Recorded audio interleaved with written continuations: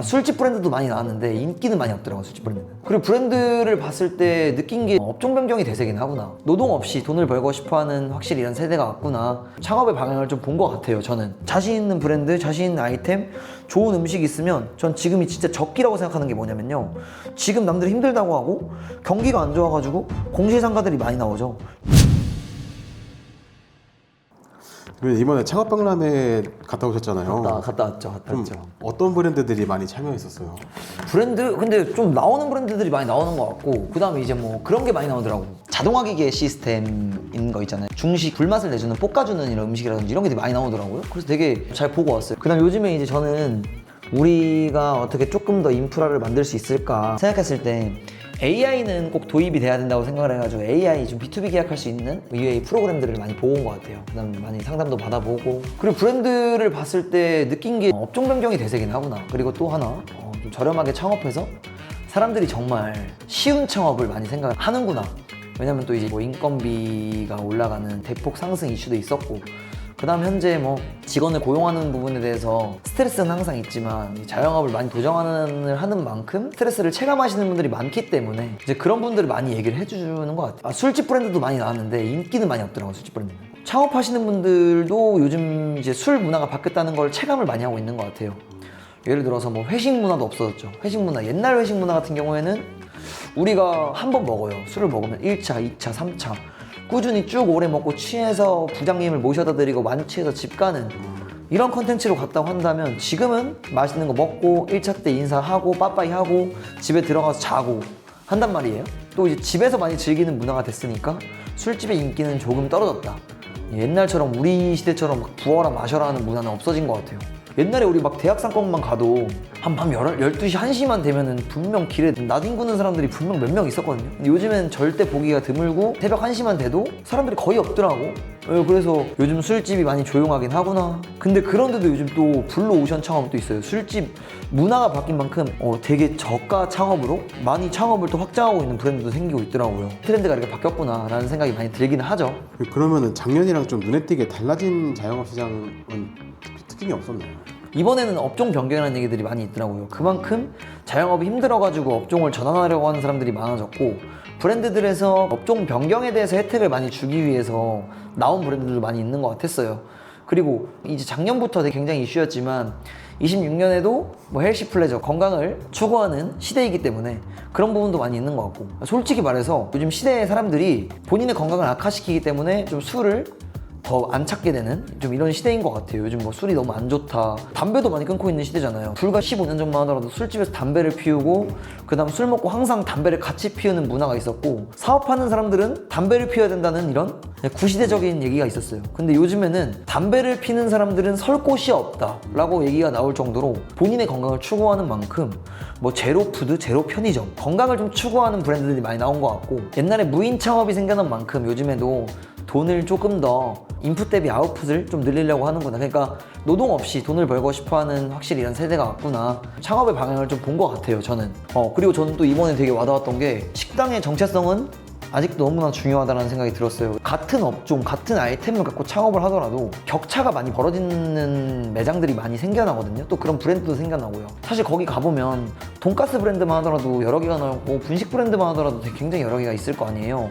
그런 거 보면서 이 매장의 정체성은 뭘까? 라고 생각했을 때 그걸 좀 잘 어필할 수 있는 매장들, 이게 사실 정체성을 갖고 있다고 얘기하겠지만 사실 그 정체성이요, 뭔지는 저는 본인 브랜드를 운영하시는 운영자보다는 소비자분들이 많이 느껴야 한다고 생각하기 때문에 저는 그런 부분도 많이 와닿았던 것 같습니다. 그리고 작년과 달라졌던 거, 무한리필, 저가 맥주, 그 다음 저가 한우. 제가 이건 저번에도 한번 얘기했죠. 지금은 제가 예상한 대로 많이 없어졌더라고요. 그 다음 폐점도 굉장히 늘고 있기 때문에 소비자분들도 그런 방향을 알 거고, 사실 저가는 소비자에게 베네핏은 있지만 점주에게 올 수 있는 베네핏이 너무 적기 때문에 점주님들이 좀 힘들 수밖에 없다고 좀 생각을 해요. 왜냐면 싸게 파는 만큼 남는 건 덜해요.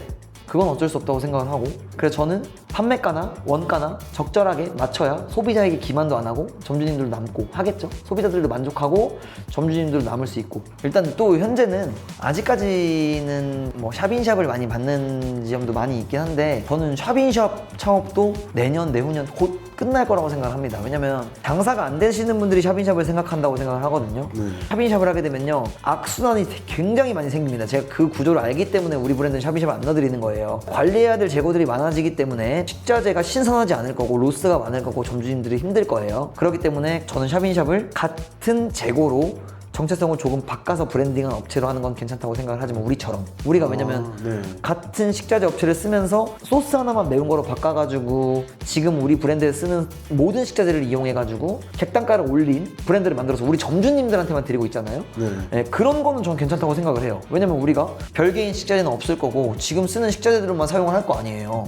그렇기 때문에 로스도 없을 거고 오히려 신선도도 유지할 수 있을 거고 음식도 선순환이 빠르게 되니까 정체성을 완전 다르게 탄생시킨 브랜드이기 때문에 그 브랜드는 또 그 브랜드만을 좋아하는 소비자들을 잡을 수 있기 때문에 그거는 굉장히 유리하다고 생각을 하거든요. 그렇지 않은 샵인샵 창원들은 곧 저는 이제 힘들어질 거라 생각해요. 왜냐면 점주님들이 매출을 많이 내더라도 수익성이 많이 떨어질 수밖에 없는 구조이기 때문에 내년 내후년 정도에는 좀 힘들지 않을까. 대신 작년 이번 연도까지는 샵인샵 창업이 그래도 저는 활성화가 어느 정도 있을 거라 생각해요. 왜냐면 아직까지 힘든 분들이 많거든.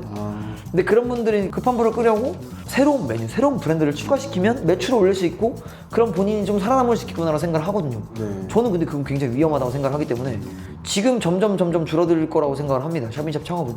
제 주위에도 장사하시는 분들이 많지만 그렇게 성공하고 만족하시게 장사하시는 분들은 단 한 분도 못 봤어요. 장기적인 운영이 제일 중요하고 장기적인 매장을 운영하면서 본인의 식당에 애정이 있어야 본사랑도 선순환 그 다음 같이 성생할 수 있는 구조가 된다고 생각을 하거든요. 근데 이게 어쩔 수 없이 프랜차이즈를 하다 보면 모두와 결이 맞는 게 아니기 때문에 결이 다르면은 어쩔 수 없고 본인만의 방식으로 잘 성장을 해야 되는 거고 제가 생각하는 결의 방향 여태까지 제가 운영하는 매장들의 성공의 방향을 보면 그렇게 운영을 했다. 근데 보니까 호프집 같은 뭐 중대형 매장 이런 데도 막 5천만 원에서 1억 이런 식으로 창업비용이 나와 있더라고요. 가능하긴 하죠. 본인들이 마진을 좀 포기하거나 업종 변경 시스템을 좀 잘 갖추면 저렴하게 지금의 인테리어를 살려서 할 수 있거든요. 근데 그것도 저는 이제 프랜차이즈 본사의 능력이라고 봐요. 저희도 지금 업종 변경을 시켜드리고 있지만 뭔가 최대한 우리 거를 살리면서 뭐 레트로 감성이 어울리는 우리만의 브랜딩 그 다음에 뭐 조금 더 프리미엄 샵에 어울리는 우리만의 브랜딩을 좀 만들어 놨기 때문에 우리는 좀 어떤 매장이든 조금 갖춰져 있다고 생각을 하거든요. 그래서 조금 더 쉽게 창업을 시킬 수 있지 않나 라는 생각을 해요. 근데 보니까 5천만 원에서 1억 미만 창업 비용도 소자본 창업이라고 하시더라고요. 예. 이게 소자본 창업이 어느 정도까지가 소자본이라고 봐야 될까요? 평수에 따라 다르겠죠?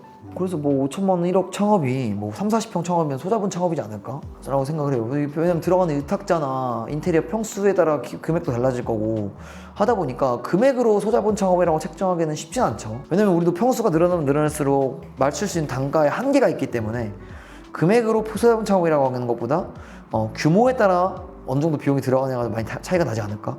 라는 생각을 합니다. 그러면 거기 박람회 현장에서는 어떤 곳들이 좀 인기가 많았어요? 사실 자동화 기계를 보고 사람들이 좀 신기해하고 조금 더 사람들은 노동력을 줄이려고 하고 인건비를 좀 아끼려고 하지 않나라는 생각이 들어요. 이번에는 제 생각에는 인력 고용은 줄고요. 혼자서 1인 창업이 가능한 자동화 시스템이 많이 인기가 있을 거라고 생각을 해요. 그리고 1인 창업이 가능한 매장들 그만큼 간편화되어 있는 매장들이 충분히 저는 인기가 있을 거라 생각을 합니다. 그럼 지금은 좀 창업하기 좋은 시기라고 보시나요? 아니면 좀 조심스러운 시기일까요? 솔직히 지금 다 조심스럽다고 하잖아요. 네, 그렇죠. 제가 근데 며칠 전에 인스타그램에 글을 올렸어요. 저와 직영점을 함께 하실 분들을 구한다고. 이번에 이제 저희 매장을 잘 양도하고 새로운 곳을 창업하기로 했죠. 그래서 적합한 사람만 있으면 저는 직영점을 3개를 낼 거예요. 이번 연도 목표가 3개인데 자신 있는 브랜드, 자신 있는 아이템, 좋은 음식이 있으면 전 지금이 진짜 적기라고 생각하는 게 뭐냐면요, 지금 남들이 힘들다고 하고 경기가 안 좋아가지고 공시상가들이 많이 나오죠. 좋은 상권도 공시상가가 많이 나오고 있고 그만큼 권리금이 항상 있었던 곳들이 권리금이 빠지고 있어요. 저는 이게 전 정말 적기라고 생각을 하고 있기 때문에 그냥 개인적인 생각입니다.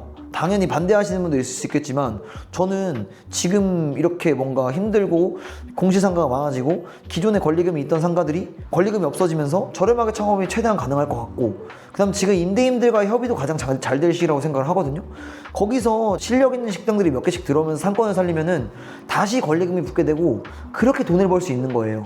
자영업이 당장 영업이익도 굉장히 중요하지만 추후에 본인의 매장의 가치로 인해서 받는 권리금 수익도 저는 충분히 메리트가 있다고 생각을 합니다. 근데 뭔가 잘 들어가면은 지금 위기에서 딱 잘하는 사람이 될 것 같은데 네, 그렇지 않으면은 그냥 망하는 여러 매장 중 하나가 될 것 같거든요. 그렇죠. 이런 시기에는 그러면 더 꼼꼼하게 똑똑하게 들어가야 될 것 같은데 그렇죠. 대표님은 어떤 걸 체크하고 들어가는 걸 추천하세요? 음식이나 음식의 맛이나 이런 것들은 기본으로 갖춰져 있어야 되겠죠. 근데 저는 항상 강조하는 건 좀 정체성이에요. 아이덴티티. 그러니까 어차피 100명의 고객을 다 잡는 건 쉽지 않다고 생각을 해요. 70명을 우리 팬으로 만드는 게 우리 매장의 성공의 길이라고 생각을 하기 때문에 그 70명을 잡기 위해서 정확하게 우리가 어떤 정체성을 가지고 그 타겟을 파악해서 들어가냐에 따라서 굉장히 성공의 길이 나뉠 거다라고 생각을 하는 사람이기 때문에. 그러면은 소비자의 트렌드는 좀 어떤 것 같으셨어요 이번에 봤을 때? 소비자들은 요즘에 품절 대란이 일어나면 아씨 내가 저거를 꼭 먹어봐야 되는데 라는 생각을 가지고 아주 눈에 불을 켜고 달려들고, 그 불을 켜고 달려들어서 바이럴 마케팅이 많이 되는 것 같더라고요. 본인이 못 먹고 못하는 것들을 꼭 하고 싶어하고 충족했던 부분에서 성취감을 이루는 것 같아요. 소비자들이 봐봐요. 우리가 지금 굉장히 기대하고 먹었던 것들을 한 번 먹었을 때 반응 뭐야? 두쫑쿠가 진짜 구하기 힘들었어. 근데 풀렸어. 먹어요. 먹는 순간 반응 다 보셨죠? 남자들 뭐야 이게? 뭐에 씹는 것도 아니고 지금 뭐 하는 거냐 하고 저는 오히려 몸에 미안해서 못 먹겠더라고요. 네. 이거 봐, 저부터도 지금 이 트렌드를 반영하면서 건강을 생각해가지고 두쫑쿠 먹자마자 이 두쫑쿠가 생물학적으로 내 몸에 어떻게 흘러갈까를 먼저 보고 있는 것 같고 그러면서 한 입 먹고 더 이상 못 먹겠어요. 미안해서. 네. 근데 이게 몸에 안 좋은 것도 알면서 한 번은 꼭 먹어봐야 될 것 같아. 그래가지고 내가 막 두쫑쿠를 꼭 찾아가 다니면서 막 먹어봤잖아요. 네. 나 F&B 사업하고 외식 시장에 사업하는데 이 유행 타는 것도 한번 안 먹어보고 있다? 이거 아닌 것 같다 하면서 막 두바이 쫀득쿠키 찾아가면서 한번 지도 검색해서 먹어보고, 사람들의 뭔가 이런 반응에 많이 흔들린다고 생각이 드는 거죠. 그래서 결국은 바이럴이다. 그래서 그 바이럴을 내기 위해서 어떻게 할지 많은 자영업자분들은 고민을 항상 끊임없이 하고 시도해야 된다라는 거죠. 일단 뭔가 그러면서 우리도 다양한 프로그램을 쓰고 있잖아요. 회사에서도. 근데 회사에서도 제 생각에는 AI가 요즘 없고 다 우리가 수기로 작성하거나 아니면 뭐 그런 파일들을 AI 연동을 안 시키고 쓴다고 하면 뭔가 뒤처지고 좀 바보가 되는 느낌이 든다고 해야 되나? 사실 챗GPT만 하더라도 훨씬 더 우리보다 유능한 인재를 쓰고 있다고 생각을 하기 때문에 아이디어 창출이나 아니면 다양한 부분에서, 그래서 그런 AI를 항상 좀 많이 연동시켜서 써야 되지 않나라는 생각이 많이 들었고, 이번에 제가 갔던 최고 목적은 다른 브랜드들도 보기 위해서지만 사실 우리 회사가 조금 더 인프라 구축을 위해서 AI를 어떻게 활용하면 좋을까? 라고 해서 우리 회사에 맞는 AI 시스템을 좀 도입시키기 위해서 한번 가봤던 것 같아요. 많은 인사이트를 얻었고 너무 좋았던 것 같습니다.